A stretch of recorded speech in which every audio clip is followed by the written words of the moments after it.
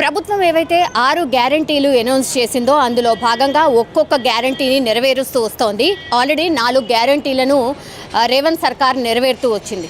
ఇప్పుడు 5వ గ్యారంటీ ఏదైతే ఉందో అంటే ఇందిరమ్మ ఇండ్లకు సంబంధించి మనందరికీ తెలుసు, డబుల్ బెడ్రూమ్ ఇండ్లు ఎప్పుడైతే బీఆర్ఎస్ సర్కార్ అనౌన్స్ చేసిందో అప్పుడే అధికారంలోకి వచ్చింది. 2 లక్షలకు పైచిలుకు డబుల్ బెడ్రూమ్ కట్టిస్తాము అన్నటువంటి మాట చెప్పింది. కాబట్టి ఆనాడు బీఆర్ఎస్ సర్కార్ ఒక రకంగా అధికారంలోకి రావడానికి రీజన్ కూడా ఇళ్ళు, ఫ్రీ ఇళ్ళు, అది కూడా డబుల్ బెడ్రూమ్కి సంబంధించిన ఇళ్ళు. ఇప్పుడు రేవంత్ సర్కార్ ఏదైతే ప్రామిస్ చేశారో ఇందిరమ్మ ఇండ్లకు సంబంధించి ఇందిరమ్మ ఇళ్ళు అందరికీ అర్హులైన వాళ్ళందరికీ కట్టించబోతున్నాం అన్నటువంటి మాట చెప్పారు. కాబట్టి దానికి సంబంధించి ఆల్రెడీ నిధులని రిలీజ్ చేశారు. ఫస్టే అంటే 3,000 కోట్ల నిధులను ఆల్రెడీ రేవంత్ సర్కార్ రిలీజ్ చేసింది. ఈ నెల 11వ తారీఖున భద్రాచలంలో ఈ పథకానికి సంబంధించి కూడా ఆవిష్కారం కాబోతోంది, ప్రారంభించబోతున్నారు సీఎం రేవంత్ రెడ్డి. సో ఇది 5వ గ్యారంటీ అవుతుంది. మొన్న ప్రజాపాలనలో భాగంగా అప్లికేషన్స్ చాలామంది ఎవరైతే పెట్టుకున్నారో వాళ్ళందరూ కూడా మహాలక్ష్మి పథకంలో భాగంగా అప్లికేషన్స్ చాలా ఎక్కువగా వచ్చాయి. అండ్ దాని తర్వాత ఇల్లు కావాలి అన్నటువంటి మాట చాలామంది ఆ అప్లికేషన్స్లో కోరినటువంటి పరిస్థితి. అయితే అర్హులు ఎవరు ఉంటారు ఇప్పటికైతే ఇంకా కూడా తేల్చలేదు. బట్ 90 లక్షల మంది ఆల్రెడీ రేషన్ కార్డుకి సంబంధించిన అర్హులు ఉన్నారు. అండ్ సీఎం రేవంత్ రెడ్డి పదే పదే చెప్తున్నారు, రేషన్ కార్డు ఎవరికైతే ఉంటుందో అంటే ఫుడ్కి సంబంధించిన కార్డు ఎవరికైతే ఉంటుందో వాళ్ళే అర్హులు కాబోతున్నారు మా 6 గ్యారంటీలకు సంబంధించి అని పదే పదే ఆయన స్పష్టంగా చెప్తున్నటువంటి పరిస్థితి కనిపిస్తోంది. సో 90 లక్షల మందిలో ఇప్పటికే 80 లక్షల మంది ఆల్రెడీ అప్లికెంట్స్ ఎవరైతే ఉన్నారో వాళ్ళందరూ కూడా రేషన్ కార్డుకి అనుసంధానం చేసుకోవాలి, మీరు ఈ కేవైసీ చేయాలి రేషన్ కార్డుకి సంబంధించి అని చెప్పారు.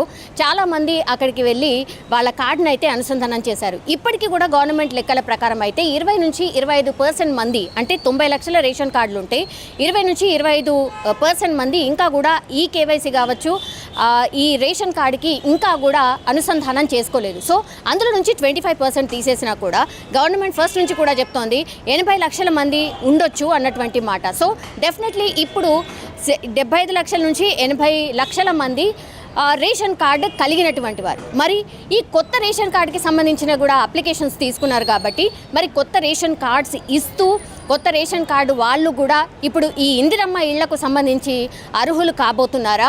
ఎందుకంటే 3,000 కోట్లు అయితే ఆల్రెడీ రిలీజ్ చేశారు. చాలామంది క్వశ్చన్ చేస్తున్నారు, రేషన్ కార్డు లేని వాళ్లకు ఏంటి పరిస్థితి అన్నటువంటి మాట అడుగుతున్నారు. కాబట్టి మరి ఈ రేషన్ కార్డుకి సంబంధించి గవర్నమెంట్ ఎట్లాంటి సొల్యూషన్ తీసుకుంటుంది, ఆర్ రేషన్ కార్డుకి సంబంధించి ఎట్లాంటి క్లారిఫికేషన్ ఇవ్వబోతోంది, రేషన్ కార్డు ఇచ్చిన తర్వాతనే ఈ పథకాలు ఇవన్నీ కూడా అర్హులకి అనౌన్స్ చేయండి ఆర్ ఇంప్లిమెంట్ చేయండి అన్నటువంటి మాట కూడా చెప్తున్నారు. ఎవరైతే పాత వాళ్ళు ఉన్నారో మళ్ళీ వాళ్ళకే పథకాలు వర్తిస్తున్నాయి. కాబట్టి మరి కొత్త వాళ్ళు ఎవరైతే రేషన్ కార్డు పెట్టుకున్నారో వాళ్ళు అర్హులు కాకుండా పోతున్నారు. దీనికి సొల్యూషన్ ఏంటి అని పదే పదే చాలామంది ఎవరైతే ప్రజాపాలనలో దరఖాస్తు చేసుకున్నారో వాళ్ళ అందరూ కూడా అడుగుతున్న సిచ్యువేషన్ కనిపిస్తోంది. దీనికి సంబంధించి మరి ఎట్లాంటి క్లారిటీ ఇవ్వబోతుంది అనేది చూడాల్సిందే. బట్ ఇప్పుడు ఒక జీవో అయితే రిలీజ్ చేసింది గవర్నమెంట్.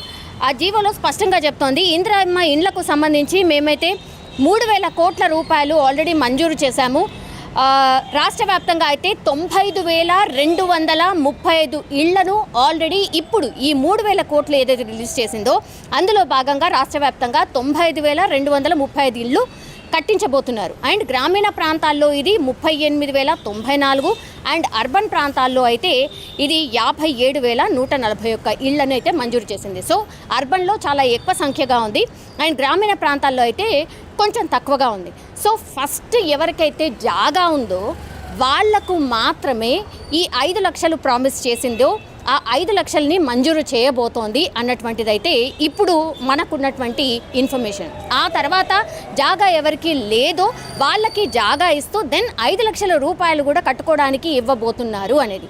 ఫస్ట్ ఇనిషియల్లీ మాత్రం ఇప్పుడు ఎవరికైతే జాగా ఉందో వాళ్ళకి 5 లక్షల రూపాయలు మంజూరు చేయబోతోంది. ఇప్పుడు నేను చెప్పినటువంటి లెక్క ఏదైతే ఉందో ఇప్పుడు జాగా ఆల్రెడీ ఉంటూ వాళ్ళకి 5 లక్షల రూపాయలు ఇప్పుడు రేవంత్ సర్కార్ అయితే మంజూరు చేయబోతోంది. అఫీషియల్గా ఈ 11వ తారీఖు నాడే ఇప్పుడు ప్రారంభించబోతున్నారు.